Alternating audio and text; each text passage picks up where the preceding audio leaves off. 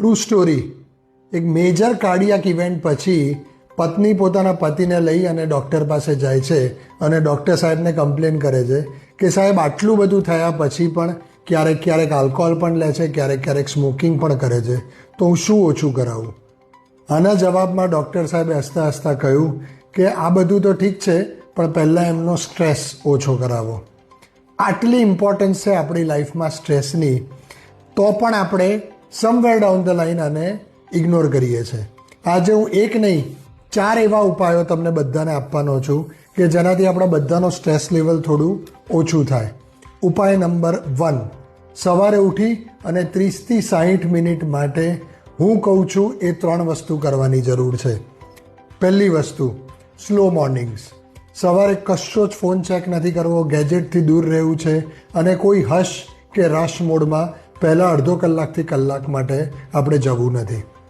વસ્તુ નંબર 2, લો angle sunlight. હું મારા પ્રીવિયસ વિડીયોમાં પણ બોલેલો છું, early morning sunlight could be transformative for our life. અને નંબર 3 ઇઝ બ્રીધિંગ. આપણે બધા બ્રીધિંગ કરીએ છીએ. આજે હું તમને એક બ્રીધિંગ ટેકનિક શીખવવા માગું છું. તમારા નાક વડે 2 સેકન્ડ માટે ઊંડો શ્વાસ લેવાનો, એના પછી 1 સેકન્ડ માટે ફરી એક ઊંડો શ્વાસ લેવાનો અને પછી 5થી 6 સેકન્ડ માટે મોઢા વડે ઉચ્છ્વાસ કાઢવાનો.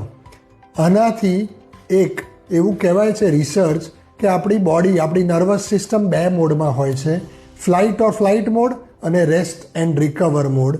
આ મારી બ્રીધિંગ ટેકનિકથી આપણી body goes into rest and recover mode, જેનાથી સ્ટ્રેસ લેવલ ઓછું થાય છે. મોર્નિંગમાં આ વસ્તુ કરવાથી આપણા બોડીમાં કોર્ટિસોલ લેવલ, જે સ્ટ્રેસ હોર્મોન છે, એ ઓછો થાય છે અને મોર્નિંગ કોર્ટિસોલ લેવલ આપણો આખો દિવસ ડિસાઇડ કરે છે. ઉપાય number 2, multitasking.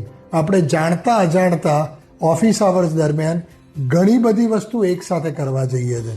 When we do multitasking, એના કારણે આપણું બ્રેઇન ફટીગ મોડમાં જાય છે, જેના કારણે આપણો સ્ટ્રેસ વધે છે. એના બદલે learn to say no, focus on only one thing, go deep in that thing, જેના કારણે તમારું સ્ટ્રેસ લેવલ ઘટે છે. ઉપાય નંબર 3, મારા બહુ જ બધા મિત્રો જે સ્ટુડન્ટ્સ છે, આઈટી પ્રોફેશનલ્સ છે, વર્કિંગ પ્રોફેશનલ્સ છે, એમના માટે prolonged sitting. Sitting is the new smoking. સિટિંગના કારણે આપણી બોડીમાં જે ખરાબ ચેન્જીસ થાય છે એ ઘણી બધી ખરાબ આદતો કરતાં પણ વધારે ખરાબ છે. એટલા માટે મારું સ્ટ્રોંગ માનવું છે કે દર 60થી 90 મિનિટે ક્યાં તો 3થી 5 મિનિટ ચાલો, ક્યાં તો થોડુંક સ્ટ્રેચિંગ કરો. મેં પ્રીવિયસ વિડીયોમાં કહ્યું છે એ પ્રમાણે સોલિયસ પુશઅપ્સ કરો, ક્યાં તો મેં જે ટેકનિક બતાવી છે ડીપ બ્રીધિંગ ટેકનિક કરો. કારણ કે stress sits in your body and movement is magic. અને નંબર 4 અને મોસ્ટ ઇમ્પોર્ટન્ટ ઇઝ સ્લીપ. એક નવા રિસર્ચ પ્રમાણે કહીએ તો sleep is the new diet. આટલી મોટી વાત કેમ કહેવામાં આવે છે? કારણ કે જે લોકો 7 કે 7થી વધુ કલાક સૂવે છે એ લોકોની બોડીમાં સ્ટેમ સેલ્સ પ્રોડ્યુસ થાય છે, જે તમારા બોડીના કોન્ટ્રાક્ટર સેલ્સ એટલે કે રિપેર સેલ્સ છે.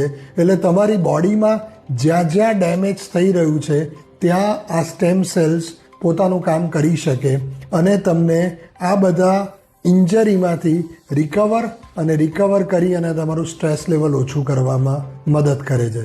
મારા 4 ઉપાયો તદ્દન સિમ્પલ, કમ્પ્લીટલી ફ્રી અને આપણે બધા જ કરી શકીએ એવા ઉપાયો છે.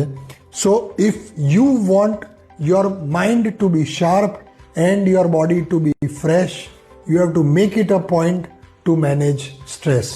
Take care guys. Jai Hind.